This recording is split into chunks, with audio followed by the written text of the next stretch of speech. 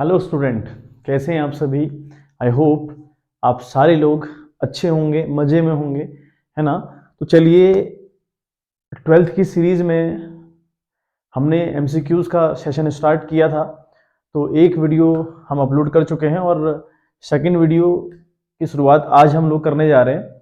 ठीक है, तो 20 क्वेश्चन हम लोगों ने पिछली वाली वीडियो में की थी और उस वीडियो में जितने भी क्वेश्चन हम लोगों ने डिस्कस किए थे वो सारे के सारे क्वेश्चन पीडीएफ फॉर्म में टेलीग्राम के चैनल पर अवेलेबल हैं। तो अगर वो आपके पास अभी तक आपको नहीं अवेलेबल हुए तो आप टेलीग्राम का चैनल ज्वाइन करिए। उसका लिंक जो यूट्यूब का चैनल हमारा है ना, उसके जो अबाउट वाला जो सेक्शन है उस सेक्शन में जाके आपको टेलीग्राम का लिंक मिल जाएगा। उस लिंक पे क्लिक करिएगा, फिर टेलीग्राम पर channel with the same name है ना, कॉमर्स नॉलेज सेंटर के नाम से। तो वहां पर पीडीएफ सारी आपके पास अवेलेबल हो जाएंगी, तो वहां पे जाके उन पीडीएफ्स को देखिएगा। चलिए, तो आज के क्वेश्चन का अगर हम आगाज करें तो यह the first question is saying that A B and C are partners sharing profit equally. ठीक है बात, ए बी सी तीन पार्टनर हैं फर्म में, ए है, बी है, सी है, तीन पार्टनर है फर्म में और इक्वल पार्टनर है। यहां तक की इन्फॉर्मेशन हम लोग को अवेलेबल है। आगे कहता है कि A draw regularly 4,000 in the beginning of every month for 6 month। ठीक है, ended 31st September 2020। Calculate interest on as drawing at the rate 5% per annum. Question बात कर रहा है कि ए ड्रॉ रेगुलरली 4,000 है। जो ए है, क्वेश्चन कह रहा है कि भाई जो ए है, ए कर क्या रहा है, ये जो ए है ये 4,000 रुपए हर महीने निकाल रहा है। ठीक है, आई थिंक 4,000 ही दिया है। तो ये हर महीने बंदा 4,000 रुपए निकाल रहा है in the beginning of every month, in the starting, है ना। और हर मंथ में, कब बेटा, मंथली। कहानी बोल रही है कि भाई ये मंथली ये बंदा क्या करता है, 4,000 रुपए निकालता है स्टार्टिंग में मंथली। लेकिन कब लिखा है कि फॉर 6 मंथ, ऐसा भी लिखा है फॉर 6 मंथ। ठीक है बात। अल्टीमेट लेवल पर क्या है कि ए बी सी तीन पार्टनर है फर्म के अंदर और तीनों का जो प्रॉफिट शेयरिंग रेशियो रहा होगा उससे हमें लेना देना नहीं है। तो फिलहाल क्वेश्चन ने पूछा है कि भाई ए है एक बंदा जिसकी ड्रॉइंग 4,000 रुपए है, हर महीने ये बंदा 4,000 रुपए करता है in the beginning of every month till 6 month, यानी 6 महीने तक ये ड्राइंग करता है। और आगे क्वेश्चन हमें पूछा है calculate interest on as drawing, यानी ए की ड्राइंग पर कितना इंटरेस्ट पड़ने वाला है उसकी हमें बात करनी है। चलिए, हमने जो शॉर्टकट ट्रिक्स सीखी थी, देखो यहाँ पर क्या है बेटा, 4,000 पर ड्राइंग है और मंथ के स्टार्टिंग में है। मतलब जो ड्राइंग है वो बिल्कुल फिक्स्ड इंटरवल पर की जाती है और फिक्स्ड अमाउंट के साथ की जाती है, यानी जो बात रही वो फिक्स की बात रही, मतलब सारा तामझाम फिक्स है। और फिक्स वाले में मैंने आपको बताया था कि एवरेज प्रॉफिट मेथड को यूज करना है।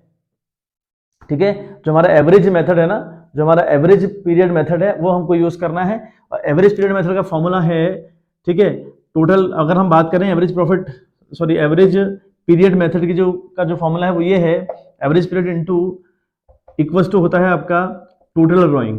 फॉर्मूला है टोटल ड्राइंग। टोटल ड्राइंग आपने कितनी करी, multiply by rate by 100, rate कितना है upon 100 into average period upon 12। ये हमारा फॉर्मूला बनेगा कब, जब हमारा टाइम और अमाउंट बिल्कुल फिक्स रहता है। तो क्या अब बात करें टोटल ड्राइंग की, इसने कितनी टोटल ड्राइंग करेगी बेटा, तो 4,000 रुपए ड्राइंग कर रहा है हर महीने, कब तक, 6 महीने तक। तो इंटू 6 ये टोटल ड्राइंग निकल जाएगी। इंटू रेट की अगर हम बात करें तो रेट हम लोग को दे रखा है 5% पर एनम, तो रेट यहाँ हो जाएगा 5/100। अब रही बात एवरेज पीरियड कहां से लेकर आएंगे, एपी कहां से लेकर आए। एवरेज पीरियड का बेटा लॉजिक क्या था, अगर हम बात करें तो मैंने कहा था आपसे, ठीक है, ये स्टार्टिंग वाला पॉइंट हो गया, ये मिड वाला पॉइंट हो गया, ये एंड वाला पॉइंट हो गया। यहाँ याद करना था 663, यहाँ पे याद करना है 663 करके। ठीक है बात। इधर 0.5 ये आपका मंथली ड्राइंग है, ये आपका क्वार्टरली ड्राइंग है और ये आपकी मंथली ड्राइंग फॉर 6 मंथ है, ये वाला कॉलम। तो मैंने कहा था कि इस वाले कॉलम में आपको 5.5 बढ़ाना है, 0.5 घटाना है, यहाँ 1.5 बढ़ाना है और 1.5 घटा देना है, यहाँ भी 0.5 बढ़ाना है और 0.5 आपको घटाना है। तो क्या कह रहा है कि 4,000 रुपये निकाल रहा है हर महीने, लेकिन कब तक भैया, 6 मंथ तक। तो बात इस वाले कॉलम की हो रही है, तो यहाँ पर हम लोग बनाएंगे, ठीक है, इट विल बी 3.5। तो जो हमारा एवरेज पीरियड रहेगा, है ना, जो हमारा एवरेज पीरियड रहेगा इट विल बी 3.5/12।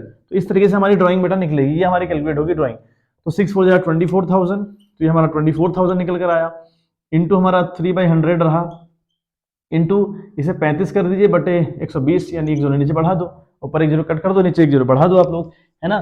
तो इस तरीके से अल्टीमेट लेवल पर अगर आप कैलकुलेट करेंगे तो ये आपका निकल कर आएगी बेटा 500, ये आपकी निकल कर आ रही है 350 रुपए, ठीक है। अल्टीमेट लेवल पर अगर इसको कैलकुलेट आप लोग करोगे तो आपका आंसर आएगा ₹350। आई बात समझ में? तो हमने से क्वेश्चन ने अल्टीमेट लेवल पर पूछा क्या था भाई, हमसे पूछा था कि इंटरेस्ट ऑन ड्राइंग बताओ एक ही, अगर वो ड्राइंग करता है मंथली लेकिन सिर्फ 6 महीने तक, अगर सिर्फ 6 महीने तक की वो ड्राइंग कर रहा है तो बताओ कि उसका इंटरेस्ट ऑन ड्राइंग क्या रहेगा। ये हमें क्वेश्चन ने बेटा पूछा था। क्लियर है बात? तो हमें ये क्वेश्चन में बात करी थी तो हमने बता दिया कि भाई ये तरीका रहेगा क्वेश्चन का। चलिए नाउ अगर हम अब बात करें अगले क्वेश्चन की, तो क्वेश्चन हमें अगला दे रखा है, ठीक है बात। नेक्स्ट क्वेश्चन हमें कह रहा है कि देखिए ये क्वेश्चन बड़ा इंपॉर्टेंट क्वेश्चन है। तो question is saying that state the right order two of deduction for presenting correct view of the profit and loss appropriation account. Profit and loss appropriation account में एप्रोप्रिएशन का क्या सही तरीका है वो हमको बताना है, और कुछ ऑप्शन हम लोग को दे रखे हैं, ठीक है। क्या बताना है कि profit and loss appropriation account जो है उसमें खर्चों को देने का या उनसे निपटने का सही तरीका क्या है। पहला ऑप्शन दिया है interest on partners loan, managers commission on the net profit, interest on partners capital. तो हमें दिया हुआ क्या है बेटा कि जो state the right order of deduction for presenting correct view of the profit and loss appropriation account. Appropriation में जब हम प्रॉफिट को प्रेजेंट करते हैं तो क्या तरीका सही हुआ। एक ऑप्शन हमको दे रखा है कि भैया पहले हम डिडक्ट करेंगे इंटरेस्ट ऑन पार्टनर्स लोन, या फिर managers commission on the net profit, या फिर इंटरेस्ट ऑन पार्टनर्स कैपिटल। तो बेटा सही ऑर्डर क्या हुआ, सबसे पहले आप लोग क्या करेंगे, first of all will have to deduct managers, ठीक है, commission on the net profit. सबसे पहले आपने मैनेजर को कमीशन देना है। फिर अगर लोन की बात करी है तो पार्टनर्स का लोन वाला जो फंडा रहेगा, इंटरेस्ट ऑन लोन रहेगा, उसे चुका देना है। फिर नंबर इंटरेस्ट ऑन कैपिटल का आता है। सही ऑर्डर क्या हुआ, profit and loss appropriation account है जो है, उस अकाउंट से पहले की जो प्रोसेस है, अगर आपका मैनेजर कमीशन का हकदार है तो उसे मैनेजर को कमीशन को दे दीजिए आप। अगर किसी पार्टनर ने फर्म को लोन दिया हुआ है तो वो लोन पर जो इंटरेस्ट उसे पड़ता है वो लोन पर इंटरेस्ट भी दे दीजिए आप, ठीक है बात। अगर कुछ बचता है तो इंटरेस्ट ऑन कैपिटल की बारी आती है। तो ये सही ऑर्डर हुआ, पहले आप मैनेजर का कमीशन निपटाएंगे, सेकंड आप निपटाएंगे सेकंड आप लोग क्या निपटाएंगे बेटा, इंटरेस्ट ऑन लोन निपटाएंगे। थर्ड आप लोग इंटरेस्ट ऑन कैपिटल की बारी आएगी, ठीक है बात। आई होप यहां तक की बात क्लियर हुई होगी। चलिए बेटा नेक्स्ट क्वेश्चन करते हैं हम लोग। तो क्वेश्चन नंबर 3 हमारा कह रहा है कि ठीक है, रक्षक limited made an operating profit of ₹1,85,500। यानी एक कंपनी है रक्षक लिमिटेड। उस रक्षक लिमिटेड कंपनी का जो ऑपरेटिंग प्रॉफिट था बच्चों, जो क्या था बेटा, ऑपरेटिंग प्रॉफिट था वो था आपका 1,85,000, ठीक है बात। प्रॉफिट हमारा रक्षक लिमिटेड का दे रखा है हमको 1,85,000 रुपये प्रॉफिट हुआ है। उसके बाद कहा है आफ्टर चार्जिंग डेप्रिसिएशन ऑफ 31,200, यानी डेप भी इस पर चार्ज किया गया, मतलब डेप को लेस कर दिया गया। कितना बेटा, 31,200 का डेप घटाया गया, ठीक है बात। आगे लिखा है ट्रेड पेएबल इंक्रीज बाई 26,600। जो ट्रेड पेएबल है वो 26,600 से बेटा इंक्रीज हो रहे हैं, मतलब प्लस हो रहे हैं, ठीक है बात। अच्छा, उसके बाद कहा है इन्वेंट्री इंक्रीज। अगर बात करें इन्वेंट्री की तो इन्वेंट्री भी इंक्रीज हो रही है ना। तो इन्वेंट्री भी आपका इंक्रीज हो रही है कितने से बेटा, वो आपका बाई 40,300 लिखा है, मतलब ये भी आपका इंक्रीज, प्लस का मतलब इंक्रीज हो रही है, ठीक है। There was no change to trade receivable assuming that no other factors affected it, what would be the cash generated from operation. मतलब हमें ये बताना है कि कैश कितना हम लोगों ने जनरेट किया फ्रॉम दी ऑपरेशन। अगर हम बात करें ये क्वेश्चन होगा कहां से, तो बेटा ये क्वेश्चन हमारे पास है from the cash flow statement. तो ये क्वेश्चन हमारा कैश फ्लो स्टेटमेंट से है।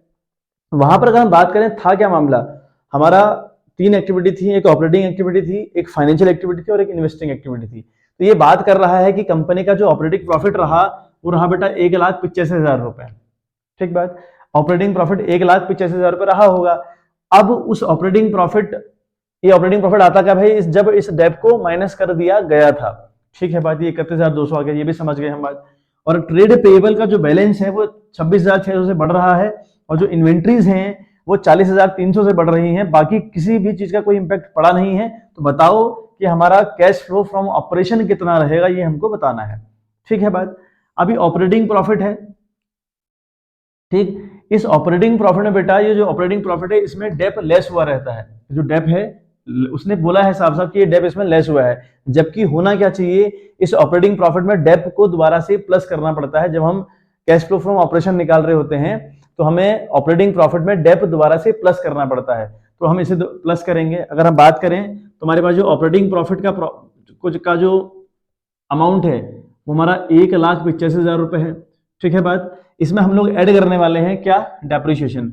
क्यों ऐड कर रहे हैं बेटा, आप फॉर्मेट पे जाइएगा, है ना, कैश फ्लो स्टेटमेंट का जो फॉर्मेट है वो देखिएगा आप लोग, तो वो फॉर्मेट कहता है कि जो आपका डेप है या फिर ऐसा कोई भी नॉन कैश आइटम है जो पहले माइनस हुआ है, जो नॉन कैश आइटम है, मतलब अगर डेप लगाने से कंपनी का खर्चा कुछ भी नहीं होता, फालतू का आइटम है जो कंपनी दिखा देती है, दिखाना चाहिए लेकिन वो नॉन कैश आइटम है, नॉन कैश आइटम दोबारा से प्लस होते हैं। 205 एक 6 और एक 8 एक 3 11 कैरी 1, तो ये 2,16,200 रुपये बेटा ये हो गया।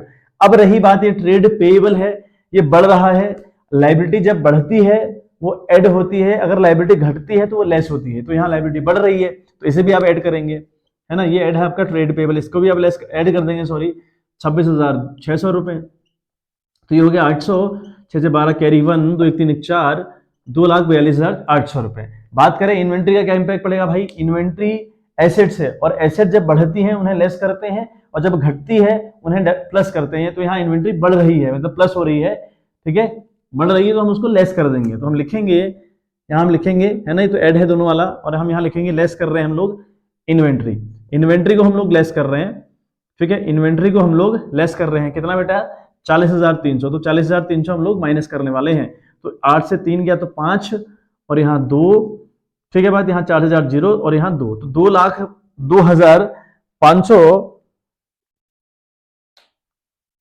का जो मामला रहा बेटा, ठीक है बात,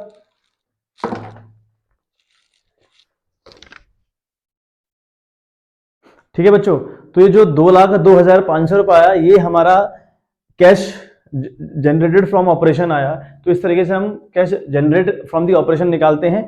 cash generate from the operation का मतलब हुआ, सबसे पहले हम तो नेट प्रॉफिट बिफोर टैक्स लिखते हैं, उसके बाद उसमें ऐड करते हैं जितने भी नॉन कैश और नॉन ऑपरेटिंग आइटम है दोबारा से ऐड होते हैं, जैसे डेप हो गया, एमोर्टाइजेशन ऑफ गुडविल हो गई, है ना, ऐसा कोई profit sorry loss on any sale of fixed assets हो गया, तो ये तरीके की चीजें प्लस माइनस होने के बाद आपका operating profit before working capital change निकलता है। फिर हम लोग ऐड करते हैं लाइबिलिटीज का बढ़ना और एसेट्स का घटना, ये दोनों चीजें प्लस होती हैं, और माइनस का क्या होता है बच्चे, माइनस होता है आपका एसेट्स का बढ़ना और लाइबिलिटीज का घटना, ये दोनों माइनस होती हैं। माइनस करने के बाद हमारा जो निकलता है आइटम वो होता है cash generated from the operation, cash को जनरेट किया गया फ्रॉम दी ऑपरेशन, तो ये वही आंसर हमारा 2,500 रुपए, 2,02,500 रुपए बच्चे निकल के आया। ठीक है बात, एक क्वेश्चन अगला क्वेश्चन हम समझते हैं, चौथा वाला, a company sold it's plant and earned a profit of ₹10,000, company ने अपना प्लांट सोल्ड किया और 10,000 रुपए कमाए। ठीक है बात, सुनिएगा, बहुत सुनकर आराम से इजीली क्वेश्चन हो जाएगा। क्वेश्चन कह रहा है कि company sold it's plant and earned a profit of ₹10,000, company ने एक 10,000 का अपना प्लांट बेचा और प्रॉफिट कमाया। ठीक है, नॉट 10,000 का बेचा नहीं, सॉरी 10,000 का इसमें प्रॉफिट कमा रखा है, और accountant of the company is confused to present their profit, suggest where it will be shown, यानी कंपनी ने अपनी फिक्स्ड एसेट्स बेची, कोई मशीन वगैरह कुछ बेची होगी और उससे उसने 10,000 का प्रॉफिट कमाया। अब जो 10,000 का प्रॉफिट कमाया उस कंपनी का अकाउंटेंट कंफ्यूज है बेचारा कि इसको शो कहां करूं, इसे मैं शो कहां करूं। ऑप्शन दे रखे हैं परचेज ऑफ स्टॉक, कि इसको परचेज ऑफ स्टॉक में दिखा दो, नहीं पॉसिबल है। परचेज ऑफ स्टॉक में तो वो दिखाओगे आप जो उधार सामान लेकर जाओगे, और बशर्ते कि वो सामान आपका क्या हो, आपके बिजनेस से रिलेटेड हो, मतलब अगर आप करते हैं कंप्यूटर बिजनेस करते हैं कंप्यूटर का, तो सामान आपका कंप्यूटर से रिलेटेड होना चाहिए, तब वो स्टॉक में प्लस होगा, तो ये ऑप्शन तो हो ही नहीं सकता। बात करें हम सेकंड ऑप्शन की, revenue from operation. Revenue from operation का मतलब हुआ ये बेटा आपकी मेन इनकम हुई, मुख्य इनकम हुई, है ना। अगर आपने कपड़े की दुकान खोल रखी है तो कपड़ा बेचना खरीदना आपका मेन काम हुआ, अगर कपड़ा बेचने के बाद आपको इनकम हो रही है तो ये रेवेन्यू फ्रॉम ऑपरेशन हुआ। लेकिन अगर आपने कहीं और से पैसा कमाया तो वो रेवेन्यू फ्रॉम ऑपरेशन में नहीं आ सकता, तो ये रेवेन्यू फ्रॉम ऑपरेशन भी नहीं हुआ। थर्ड हमें ऑप्शन दिया है अदर इनकम, और चौथा हमें दिया है नन ऑफ दीज, इनमें से कोई नहीं, तो हम इसे कहां डालेंगे बेटा, अदर इनकम के अंदर डालेंगे। हमें 10,000 का प्रॉफिट हुआ on the sale of any assets, वो एसेट्स हमने बेची, बहुत सही किया, उससे प्रॉफिट कमाया 10,000 रुपए का, लेकिन उस प्रॉफिट को दिखाएं कहां, इस पर कंफ्यूज था हमारा अकाउंटेंट, तो इसको हम दिखाएंगे अदर इनकम वाले हेड में। ठीक है बात, इतनी बात आई होप समझ में आई होगी। चलिए, नाउ नेक्स्ट क्वेश्चन हमसे बोल रहा है कि following is the extract from the balance sheet of Satpal limited, है ना। सतपाल लिमिटेड की एक extract from the balance sheet है, इसमें दिया है सरप्लस यानी balance in statement of profit and loss दे रखा है 9 लाख और 6 लाख रुपए। ठीक है, हमें प्रॉफिट दिया है बेटा, मतलब सरप्लस हम लोग को दे रखा है 9 लाख एक साल में दिया है, और दूसरा यहाँ दिया है हमको 6 लाख रुपए। ठीक है बात, 9 लाख और 6 लाख, ये प्रॉफिट 2020 का है, ये प्रॉफिट बेटा 2020 का है, और ये प्रॉफिट 2019 का है। ठीक है बात, अगली बात इसने करी है प्रपोज डिविडेंड को लेकर। ये तो हमारा सरप्लस है बच्चे, ये हमारा सरप्लस है।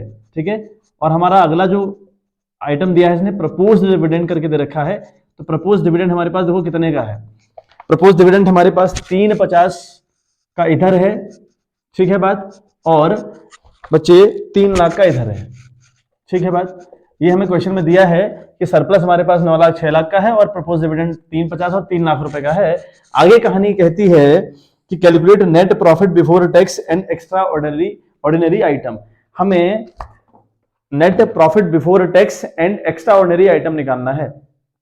ठीक, अब बेटा इसके जो फॉर्मेट है उस फॉर्मेट पे आपकी कमांड बहुत अच्छे से होनी चाहिए, तभी ये क्वेश्चन आपसे बनने वाले हैं। थोड़ा सा मैंने आज लेवल हल्का सा हाई करा हुआ है। तो सरप्लस हमारे पास है बेटा 6 लाख और 9 लाख। तो वर्किंग नोट के तहत अगर हम देखें, ये इसका जब हम कैश फ्लो करते हैं तो वर्किंग नोट बनता है, और वर्किंग नोट में हम कैलकुलेशन करते हैं नेट प्रॉफिट आफ्टर टैक्स की, पहले तो before tax sorry, net profit after tax.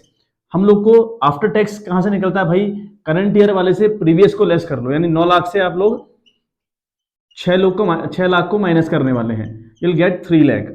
तो जो 3 लाख रुपए आपका आया बेटा, ये प्रॉफिट जो है ना 3 लाख रुपए, ये आपका प्रॉफिट आफ्टर टैक्स है, जबकि हमको बिफोर चाहिए होता है।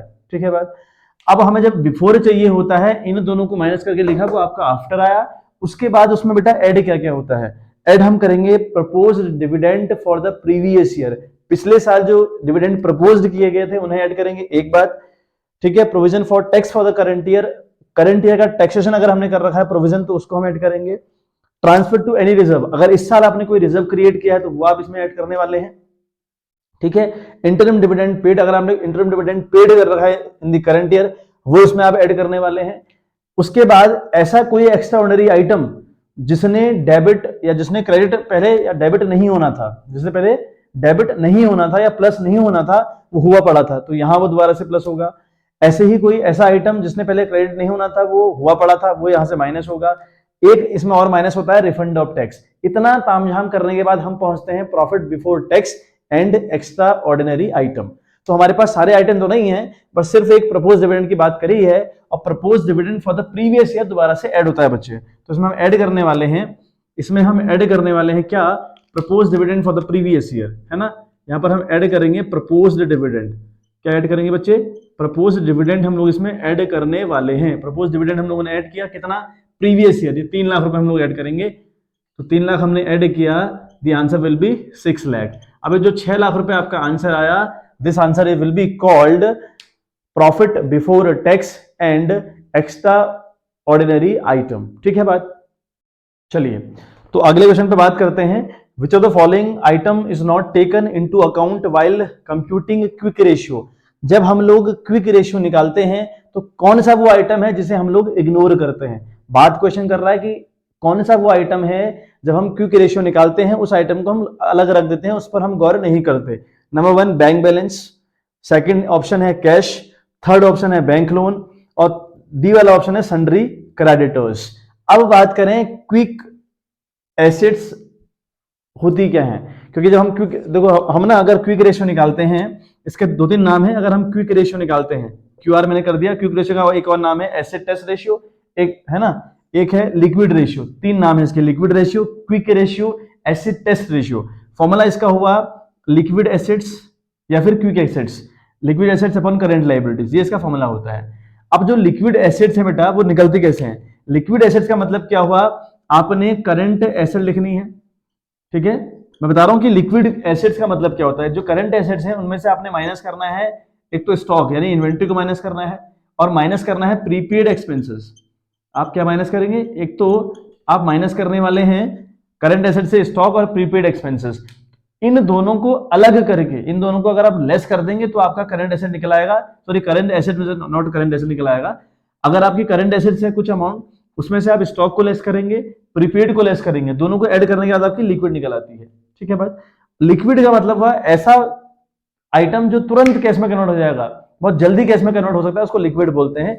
तो ये बोल रहा है कि किसे हम यहां पर इग्नोर करेंगे। तो बेटा यहाँ बैंक बैलेंस बिल्कुल लिक्विड है, कैश आपका लिक्विड है ना, बहुत तुरंत कैश में कन्वर्ट हो सकता है, तो मैं कह रहा हूं कि ये दोनों लिक्विड है। बैंक लोन और सन्ड्री क्रेडिटर्स, अब जो सन्ड्री क्रेडिटर्स है और जो बैंक लोन है ना, क्रेडिटर तो एक पल के लिए यहाँ हेल्प कर सकता है लिक्विड में, कई बार करंट एसेट्स करंट लायबिलिटी निकालने के लिए उसका फंडा तो हम ले सकते हैं, लेकिन जो बैंक लोन है ये फिक्स्ड लायबिलिटी है, कहीं से कहीं तक इसके साथ कोई संबंध इसका नहीं हुआ, तो ये जो बैंक लोन है बेटा ये इसमें नहीं आएगा।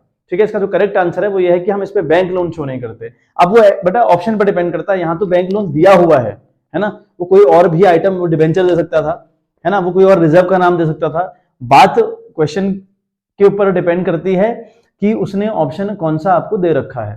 ठीक है बात, तो चलिए नाउ अगला 7th क्वेश्चन है, इसी के ऊपर बेस्ड है।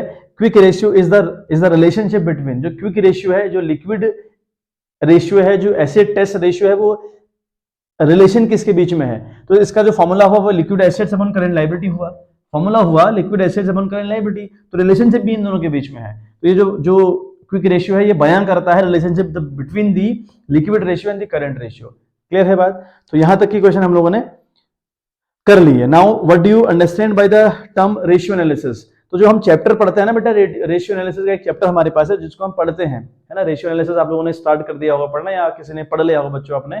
तो जो रेशियो एनालिसिस है उसकी मीनिंग क्या है, करता क्या है वो, क्यों, क्या टूल है वो, तो इसका आंसर मैं आपको पीडीएफ बना के देने वाला हूँ। सारा ये जितने भी तामझाम में कर रहा हूँ सब पीडीएफ मिलने वाली है आपको, बट आप एक बार आंसर सुन लीजिए। What do you understand by the term ratio analysis लिखा हुआ है कि रेशियो एनालिसिस है क्या बच्चे? तो रेशियो एनालिसिस का मतलब होता है it is a technique which involves, ठीक है, regrouping of data by application of arithmetic relationship.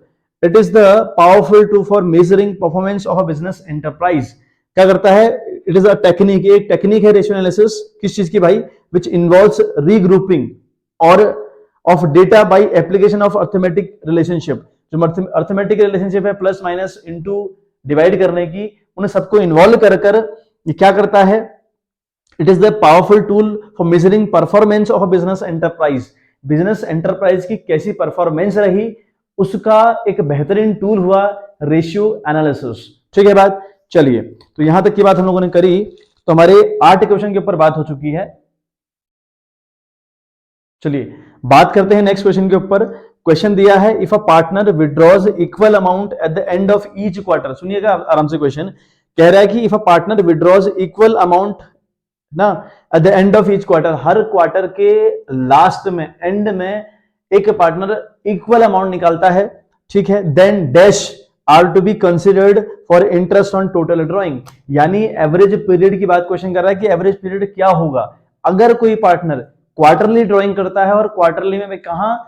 And में, है ना। तो मैंने आपको याद करने को बोला था कि 6-6-3 याद करो, बीच वाला जो 6 है वो क्वार्टर है, मैंने आपसे बोला था, अभी हमने क्वेश्चन किया है, करंट में किया था 6-6-3, है ना। ये क्वार्टर की पोजीशन है और ये मंथली की पोजीशन है, और ये मंथली ड्राइंग फॉर 6 मंथली की कंडीशन है, और बीच में मिड था, ऊपर था स्टार्टिंग, नीचे था बेटा एंड, है ना। और ये एंड की बात कर रहा है, तो यहाँ पर ऊपर 1.5 बढ़ाएंगे तो यहाँ 7.5 होगा, नीचे 1.5 घटाएंगे तो 4.5 होगा।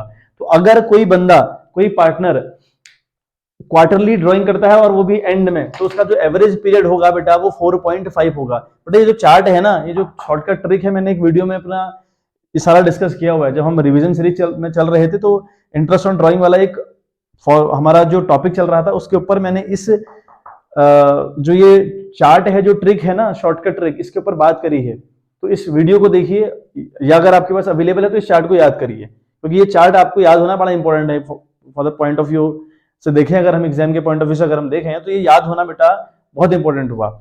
चलिए, तो यहां तक की बात हमने करनी। 10th क्वेश्चन हमसे कह रहा है TDS refers to dash relating to debenture interest. ठीक है, अच्छा, टीडीएस का मतलब क्या होता है बच्चे? टीडीएस का मतलब हुआ टैक्स डिडक्टेड एट सोर्स। ठीक है, इसका क्या मतलब हुआ? टैक्स डिडक्टेड एट सोर्स की मीनिंग पे अगर हम जाएं, मान लिया आपने लॉटरी से इनकम कमाई 1 लाख रुपए, ठीक है बात, उस लॉटरी पर अगर आपने 1 लाख रुपए कमाया, ये रैंडम इनकम आपकी है, तो वो आपको 1 लाख रुपए पूरा पूरा नहीं मिलने वाला है। ठीक है, उसमें से कुछ पैसा गवर्नमेंट ऑन द स्पॉट काट लेगी, है ना, मतलब जो भी ऑर्गेनाइजेशन होगी वो पैसा काटेगी और गवर्नमेंट के खाते में जमा कर देगी, उसी को टीडीएस बोला गया है। मतलब जो टैक्स डिडक्टेड एट सोर्स हो, यानी जहां पर आपका, जहां से वो इनकम जनरेट हुई वहीं पर अगर टैक्स कट जाए उसे टीडीएस बोला गया है। ठीक है बात, तो ये क्वेश्चन था 10वां हमारा। नाउ बात करते हैं, बड़ा इंटरेस्टिंग क्वेश्चन अगला है 11th one. V S and T R partners in a firm, तीन लोग फर्म के अंदर पार्टनर है, वी है, एस है और टी है। ठीक है बात, are partners in a firm with profit sharing ratio 3:1। इनका जो प्रॉफिट शेयरिंग रेशियो बच्चे वो 3:1 है respectfully. The extract of their balance sheet is as follows. Balance sheet का हमको एक्सट्रैक्शन दे रखा है, बैलेंस शीट का आधा अधूरा फॉर्मेट हमें दिया हुआ है, उसमें लिखा है लाइबिलिटी साइड कि भाई डब्ल्यूसीआर आपके पास 48,000 रुपी है। ठीक है बात, हमें क्या दिया हुआ है कि एक बैलेंस शीट है, बैलेंस शीट का जो लाइबिलिटीज वाला कॉलम होता है, लाइबिलिटी हो गई, रुपी हो गई, ये एसेट्स हो गई, ये फिर आपका रुपी हो गया, है ना। तो लाइबिलिटीज में आपका डब्ल्यूसीआर दिया है, यानी वर्कमैन कंपनसेशन रिजर्व हमको दे रखा है बेटा, कितने का बच्चे, 48,000 का, ये हमें दे रखा है 48,000 का। ठीक है बात, यहां तक कि आगे कहा है कि at the time of the retirement of T, T के रिटायरमेंट के टाइम पर if a liability for workman compensation to the extent of 24,000 to be created, अगर 48 का हमारा रिजर्व रखा हुआ था, तो जब टी ने रिटायरमेंट लिया उस टाइम पर 24,000 की लाइबिलिटी अराइज हुई अगेंस्ट द डब्ल्यूसीआर। ठीक है बात, अगर हुई that then at what amount will workman compensation reserve be shown in the new balance sheet. देखिए क्वेश्चन तो कह रहा है कि अगर टी के टाइम पर डब्ल्यूसीआर अपना 48,000 था, ठीक बात, और इस 48,000 में 24 का क्लेम उड़ गया, तो भाई हम 48 हमारे पास रिजर्व है, तो 24 का क्लेम आएगा, तो हम 48 से 24 निकालकर अपना क्लेम उसे दे देंगे कि भैया ले 24,000 तू ले जा, अपना इलाज करवा। ठीक है बात, रही बात अब 24,000, तो ये कह रहा है कि जो नई वाली बैलेंस शीट हम लोग बनाएंगे, जो रिवाइज बैलेंस शीट बनेगी आफ्टर द रिटायरमेंट, वहां पर हम डब्ल्यूसीआर कितना दिखाने वाले हैं, तो बच्चे वहां हम दिखाएंगे 24,000, क्योंकि हमने 24 दे दिए फॉर द क्लेम, और 24 बचे, जो बचे हैं उन्हें हम बैलेंस शीट में दोबारा से शो करने वाले हैं। ठीक है बात, चलिए तो 11 क्वेश्चन निपटा। 12वीं की अगर हम बात करें तो 12वां क्वेश्चन हमसे कहता है the share of premium for goodwill brought in by new partner is divided in which ratio. मतलब जो पार्टनर होता है नया, जब वो एडमिशन लेता है, तो जो प्रीमियम फॉर गुडविल वो लेकर आता है, जो गुडविल उसको लानी पड़ती है, वो गुडविल ओल्ड पार्टनर्स में किस रेशियो में बढ़ती है बेटा, तो इसका आंसर है सैक्रिफाइसिंग रेशियो में बढ़ती है ना। हमें अच्छे से पता है कि जब कोई नया बंदा कंपनी के अंदर आता है और अगर वो गुडविल लेकर आएगा, तो जो गुडविल वो लेकर आ रहा है ये पुराने वाले बंदों की है, लेकिन उन बंदों को जो मिलेगी उनके सैक्रिफाइस रेशियो के बेस पर, तो ये सैक्रिफाइस रेशियो के बेस पर मिला करती है बच्चे। ठीक है बात, चलिए नेक्स्ट क्वेश्चन हमारे पास है 13 वाला।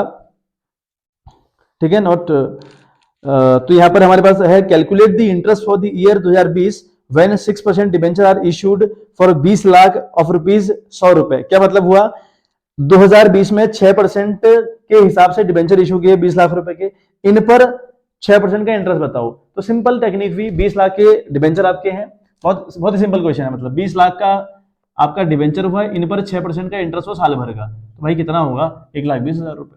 तो ये इंटरेस्ट कितना है पूछ रहा है क्वेश्चन, तो 1,20,000 रुपए। ठीक है बात, तो जो इंटरेस्ट रहेगा इट विल बी 1,20,000 रुपी।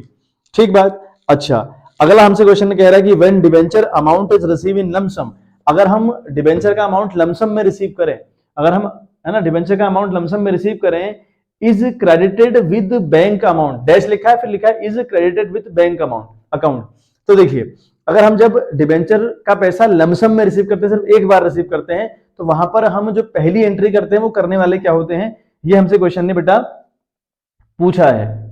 ठीक है, तो पहली एंट्री तो हम करेंगे बैंक। देखिए अगर हमारे पास एक साथ पैसा आएगा, तो मैंने बता रखा है आपको कि पहली एंट्री तो भाई बैंक होगी, बैंक अकाउंट डेबिट जाएगा, सीधी सी बात है, पैसा आ रहा है आपके पास, बैंक अकाउंट डेबिट गया, तो हमने किया डिबेंचर एप्लीकेशन, ठीक है, एंड अलॉटमेंट। तो हम ये पहली एंट्री बिजनेस के अंदर करने वाले हैं, तो अलॉटमेंट अकाउंट क्या लिखेंगे, बैंक अकाउंट डेबिट करेंगे, और to debenture application and allotment account credit करेंगे।